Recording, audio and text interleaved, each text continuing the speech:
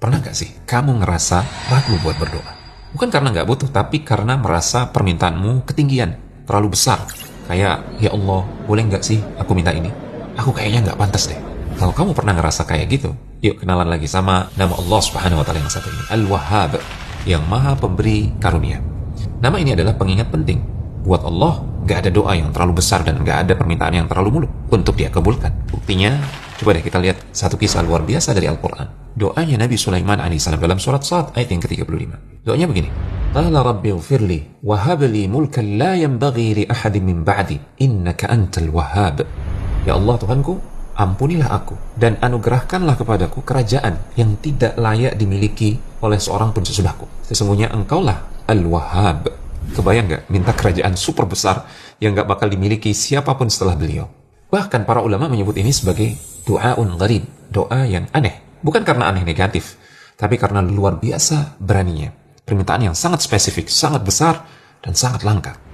Nabi Sulaiman menutup doanya itu dengan menyebut nama Al-Wahhab. Seolah beliau ingin bilang, ya Allah, aku tahu ini permintaan besar, tapi aku tahu engkau maha memberi, dan hanya engkau yang bisa mengabulkan ini. Dan tahu nggak?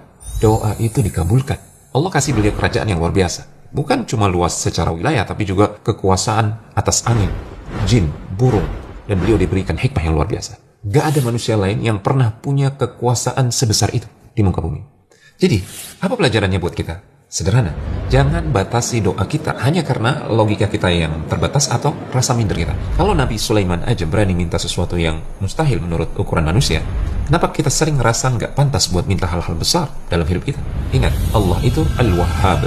Dia memberi bukan karena kita layak. Dia memberi karena dia maha pengasih, maha pemurah, dan kekayaannya tanpa batas. Dan memang dia senang memberi.